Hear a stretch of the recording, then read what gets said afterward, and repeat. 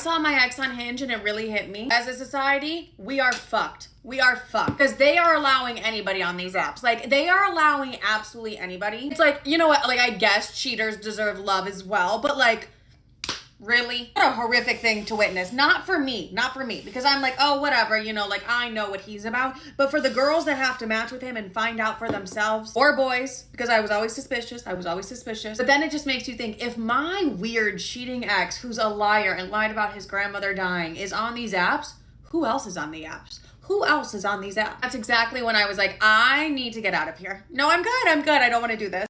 Every girl on Hinge has this same exact prompt. It's like y'all got assigned homework and just copy each other's answers. It's always looking for someone to match my energy. I'm matching it. It's tired. We're both exhausted. Or it's let's debate. Pineapple on pizza. Oh, so we're out here speed running personality templates now. Got it. Also, why does every girl's profile say I'm overly competitive about everything?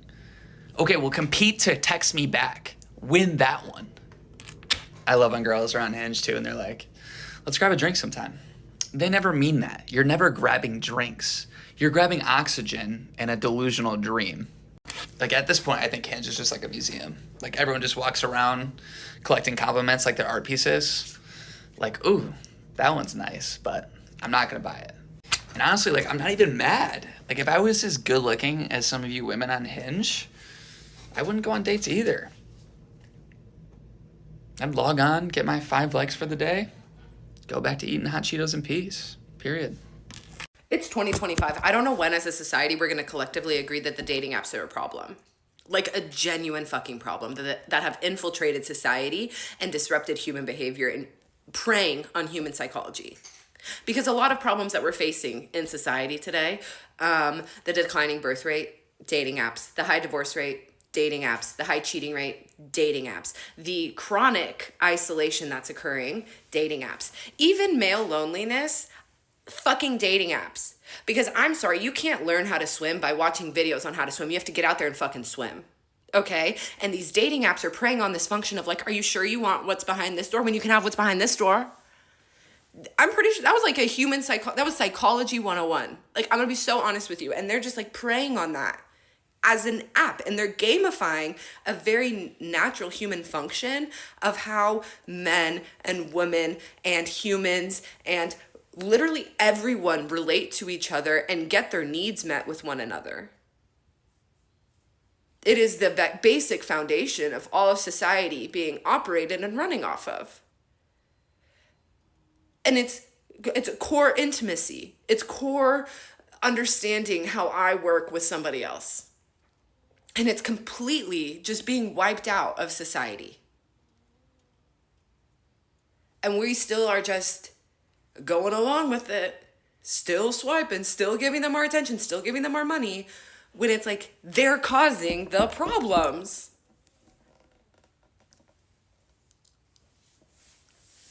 There is an alarmingly large amount of young American men that watch OnlyFans. Like that plus porn plus social media plus dating apps, like it's really killing modern dating. It's really just killing our ability to like build genuine connections. It's just so abnormal for humans to have this much access and visibility to so many people, especially for men who are more prone to, you know, the temptations. Social media and dating apps really give the illusion of like endless options or always being able to find someone better in some way. Like it really is so hard to find a good match. Like what even comes after this? It's just gonna be like AI and robots like replacing real humans, replacing real connections in terms of like a romantic sense. Like, trying to stay positive amid all of that, but yeah.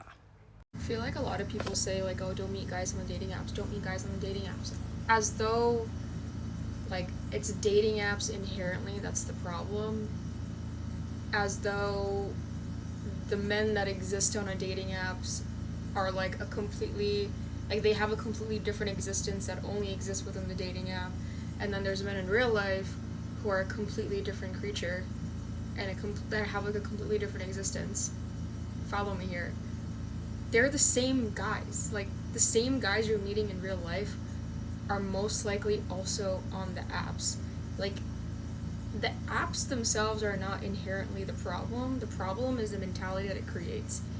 And I think a big part of the reason that I've gotten turned off by dating apps is because of how accessible everyone has become, to the point where you just feel like an item on a buffet menu. That's legit how I feel about it. I feel like I'm just a piece of meat and a guy just scrolling on an app or like swiping on the app, and he'll like swipe on something when he feels like it will satisfy his hunger. That's legit what it feels like. It feels so dehumanizing. And I mean, obviously women do this same thing too to men, and I don't think we quite take as much accountability on our part of the problem, but anyone who's on a dating app is perpetuating the problem. Whether you're a man, woman, dog, cat, hamster, I don't care what you are just as much as part of the problem. And I don't think there is a solution to this problem, because I don't think dating apps are going to get eradicated as of tomorrow, but I think the bigger problem is the fact that there's just too much of a paradox of choice, and everything feels easy, and therefore everything and everyone feels disposable.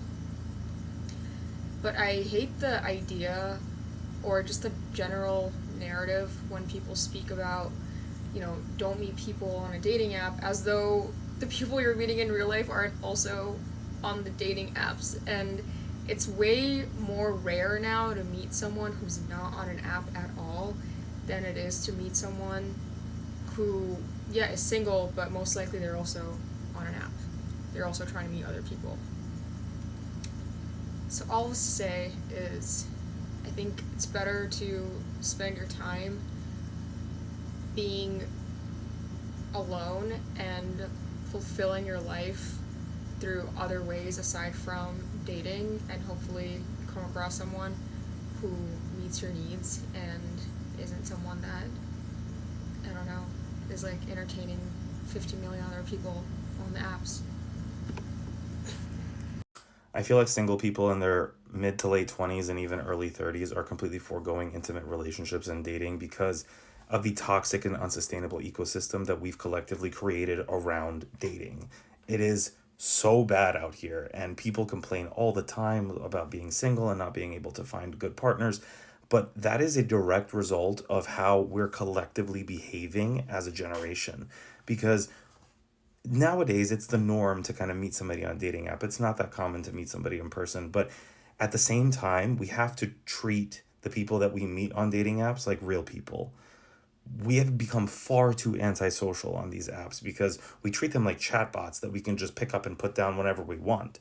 Like, to some extent, you don't have as much accountability to them because you have never met them, but you can't just ghost somebody out of nowhere that you've been talking to without some kind of notice. Like, that creates and perpetuates bad behavior amongst everybody because everybody all of a sudden thinks it's okay. And then we wonder why we're all depressed and we're questioning our self-esteem. Like, what is the point of going out on all these dates? There's no point, because you're probably not going to meet anybody that's normal, and you're probably not going to get anything out of it besides a wasted time when you could have just been doing something more productive. It's like, also, people are foregoing even hookups because people are just aren't acting normal. Like, we have cultivated such antisocial behavior amongst everybody, amongst even friendships, we've cultivated antisocial behavior. We have no accountability to anybody anymore.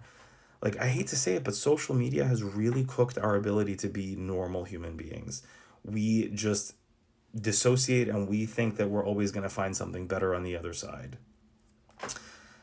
And maybe you will find something better after you ghost that person, but it's not guaranteed. And again, you are perpetuating a cycle of bad behavior amongst everybody, where everybody feels comfortable ghosting one another. This is like the third period of celibacy that I've entered in my 20s because I physically cannot bring myself to go out back into the dating scene, because every single time I start questioning everything about myself. Like, there was a couple months ago, I was on Hinge. And within like a month period, I set up a couple of first dates with three different guys. The conversations were going well. And then as the first date approached, the first one, well, all three of them ghosted me right before the first date. The first one ghosted me the same day as the first date. Same day. Never heard from him again. Like, what kind of behavior is that? That is not normal. That is not normal and should not be normalized. How can you just be talking to somebody for 1 or 2 weeks and then plan a date, carve out the time, and then just not reply to that person? Like when the date comes up. That's psychotic behavior. That's completely psychotic. Straight jacket immediately. Like, how have we gotten here? And then we're surprised about why everybody's single and nobody's getting into relationships. It's because you guys are fucking not acting normal. It's crazy. It's really, really crazy out here. You all have to relearn how to treat people like normal people. Like, I don't know. I really just don't know. We have to do better as a generation because it's really bad out here. It's really, really bad out here. Until you guys learn how to act like kind human beings, it's never going to get better. These cycles are going to perpetuate themselves and it's only going to get worse. So wake the fuck up, guys. I think dating apps are hurting young people in far more ways than just their love lives, and today I just want to talk about 8 reasons why I think that. Number 1, and this is the biggest one, you are not dating people on dating apps, you are convincing them to date you. Tell me you haven't done this before. You download one of the apps, you spend like 6 hours picking out your pictures, you ask your friends for good pictures of you, you look through all the prompts, you write the best answers you can think of, you're trying to be funny but quirky but low-key chill, and after all that, you put it together in the perfect sequence, you put your profile up, you check a couple hours later, and you have no fucking matches. What's your first thought? Well, damn, something must be wrong with me. I must be ugly. I must not be funny. I must be weird. I must be just some kind of loser, right? And then your next thought is what? Oh, I just need better pictures. I need better prompts. I need to kind of update things. And then you start to realize like, oh my God, I have to like try and convince these people that they should pick me as a match or like do something so compelling that somebody actually wants to have a conversation with me. So all of a sudden, this thing that was supposed to be exciting and promising and fun turns into a job because you have to constantly say the right thing or present the right image of yourself or you're not going to get a response. And you're not even thinking about making good connections or having good conversations because all you're doing is constantly trying to make sure that you're being somebody that somebody else likes, even if that's not who you really are. Number 2, dating apps completely ruin your perception of time. When I used to be on dating apps, I would always think, oh, that next person for me is just around the corner. They're one swipe away. Maybe they're on a different app. And so I would show up every day like it was my fucking job, swiping, managing my likes, making sure that I could be available to that person when I found them because I was convinced that they were right there and that it was bound to happen at any point. And I think it just creates this constant sense of anxiety that puts you in a very short-term focus thinking that your person is right there. You just got to keep swiping. You just got to get on the apps every day. You completely forget the fact that you are a young adult who has so much time, not only to find a partner, but just to experience life and learn things about ourselves and find out what we like and what we don't like. I think it makes you relinquish your ability to let life just play out naturally and you kind of put your life in the hands of an algorithm. And I think it creates this sense of dependency on not just a dating app, but the internet in general to provide things for you rather than making you think that you're capable of going and finding them yourself. All right, we got to speed this up. Number 3, dating apps equal desperation. When I used to go on dating apps and I'd see someone who I thought was cool or funny, I would be like, wow, they actually seem like maybe they're my type. And then my next thought would be, okay, wait, why are they on a dating app? They can't be that cool if they're on an app, right? And then my next thought would be, well, what the hell are you doing? You're on a dating app, so clearly you're here because it feels like you're missing something, right? What I'm describing is this quiet, unspoken desperation that I think everybody can feel when they're on dating apps, but nobody wants to admit it because we're all in the same boat. To me, getting on a dating app always felt like you were kind of having to admit that you're lonely and that you want to be with somebody because you just can't stand to be by yourself. Because in my head, I would always think, well, I'm happy being alone, but then I'd get on a dating app and I'd be like, well, I must not be that happy being alone if I am on a dating app because that's me basically saying I want to be with somebody. And that's just something you don't have to experience in the real world. You're not walking around with a shirt that says, I'm lonely, please love me. You're a person who's meeting other people where they are at that given moment instead of starting at second base and being like, well, here we are. Can we try and make something romantic happen here? Also, you see the same people over and over again. Like there was a point where I was on multiple apps at the same time. I think it was Tinder and Hinge, and I would see the same people on different apps and I'd be like, what a fucking loser. And then my next thought would be, you're doing the same shit, dude. Like you must look like an absolute dork right now. And it would just make me feel so bad, despite the fact that I just wanted to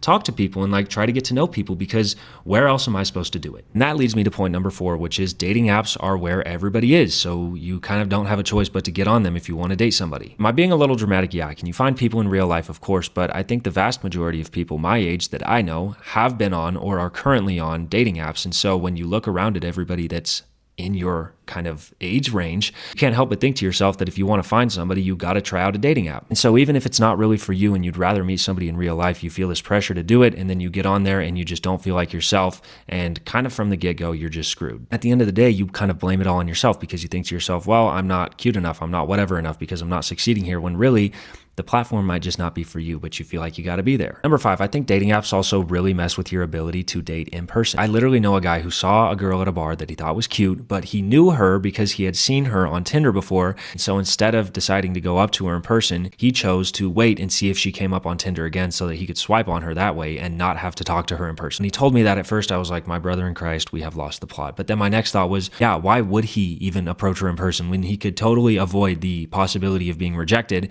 and just try and take his chances on a dating app? Because what's the worst thing that could happen on a dating app? Nothing. The worst thing that can happen in real life feels so much more daunting and becomes something that people no longer want to do when they realize that they can completely avoid that discomfort or that hurt or that awkwardness that comes with having to shoot your shot in person. Number 6, if you're still with me, God bless you, and I'm concerned for you. But anyways, number 6, dating apps keep you perfectly unhappy. I can't tell you how many times I deleted, then re-downloaded, then uninstalled, then switched to different dating apps when I was dating online. And I know that a lot of people do this because literally all my friends who are single right now are currently going through a phase of this. I think it's because dating apps are rarely enough to give you a meaningful connection with somebody, but they put you in a position where you don't really feel comfortable or confident enough to try and date in the real world, and so you sit in this place of perfect dissatisfaction with your dating life. Because it feels like you're not really capable of romantically connecting with anybody on a dating app, but you just literally have no clue how to try it in person anymore, or if people even do try dating in person anymore. So you just sit in this place of hating where your dating life is